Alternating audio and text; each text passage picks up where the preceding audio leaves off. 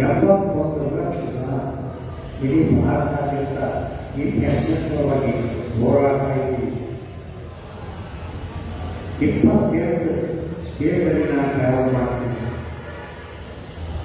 ನಾಳೆ ಹೋಗ್ತಾ ಇದ್ದೀನಿ ನಾನು ಒರಿಸ್ಸಾ ಸ್ಟೇಟಲ್ಲಿ, ಆಮೇಲೆ ನೆಕ್ಸ್ಟ್ ವೀಕು ಆಂಧ್ರ ಪ್ರದೇಶ, ಪ್ರತಿಯೊಂದು ಸ್ಟೇಟ್ಗಳಲ್ಲಿ ಹೋಗಿ ಜನರಲ್ಲಿ ಉತ್ಸಾಹ ಮೂಡಿಸೋದು. ನೀವೇನು ಯೋಚನೆ ಮಾಡಲಾಗಿ, ನಿಮ್ಗೆ ನಾವು ಮಿನಿಮಮ್ ಪೆನ್ಷನ್ನು ಹೈಯರ್ ಪೆನ್ಷನ್ನು ಕೊಡಲಿಕ್ಕೆ ಹೋರಾಟ ಮಾಡ್ತಾ ಇದ್ದೀವಿ.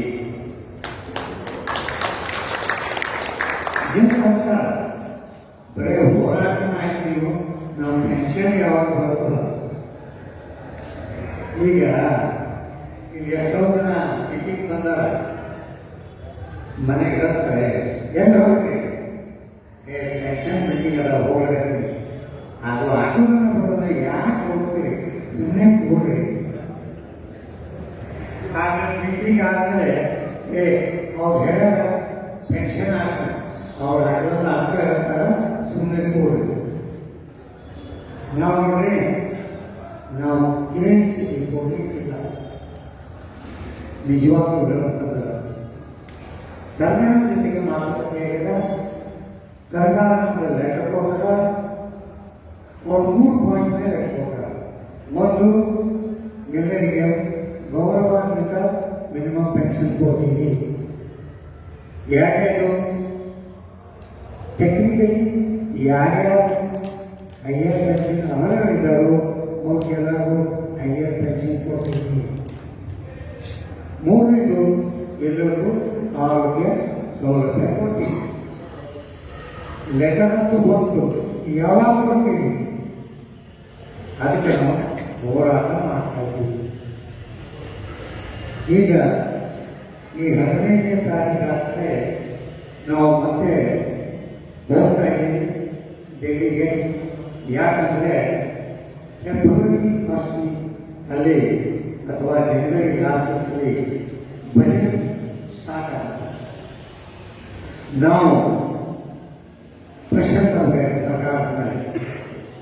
ನಾವು ಸರ್ಕಾರಕ್ಕೆ ಬರೀ ಪೆನ್ಷನ್ ಕೊಡಲಿ ಅಂತ ನಾವು ಕೇಳಿಲ್ಲ. ಈ ಪೆನ್ಷನ್ ಕೊಡಬೇಕಾದ್ರೆ ನೀವು ಏನು ಉಪಾಯಗಳನ್ನು ಮಾಡಬೇಕು ಕೂಡ ಸಲಹೆಗಳನ್ನು ಕೂಡ ಕೊಟ್ಟಿದ್ದೀವಿ. ಪೇಪರ್ ಬರ್ತಾ ಇದೆ, ನೀವು ನೋಡಿದ್ದೀವಿ. 15,000 25,000 ಜಾಸ್ತಿ ಮಾಡಿ ಅದರ ಮೇಲೆ ಪೆನ್ಷನ್ ಅಮೌಂಟ್ ಕಾಂಟ್ರಿಬ್ಯೂಷನ್ ಜಾಸ್ತಿ ಮಾಡಿ. ಇದನ್ನು ಯಾರು ಕೊಟ್ಟು ಸಲಹೆ? ನಾವೇ ಸರ್ಕಾರ ಕೊಟ್ಟು.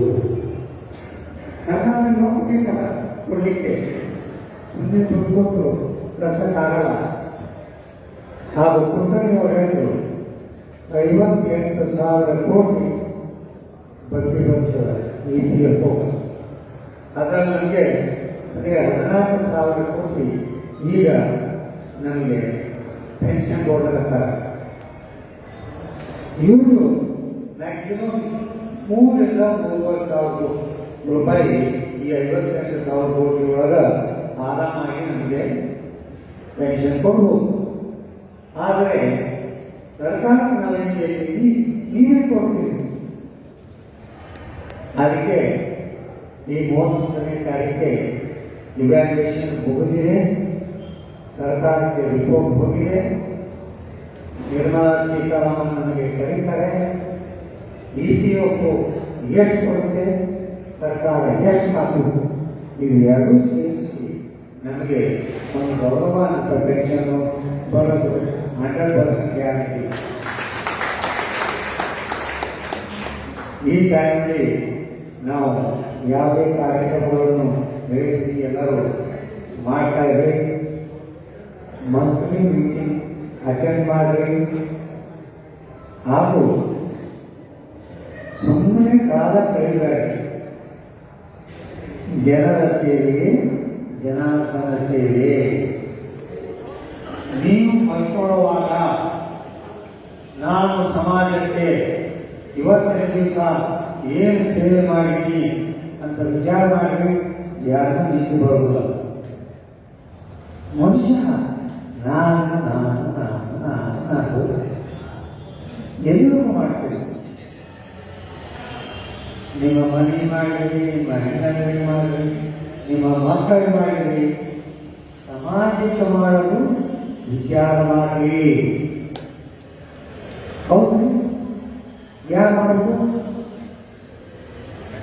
ಈಗ ಬಂದ್ರೆ ಏನಾಗ್ತಿತ್ತು, ಜಾಬ್ ಮಾಡ್ತಿದ್ವಿ.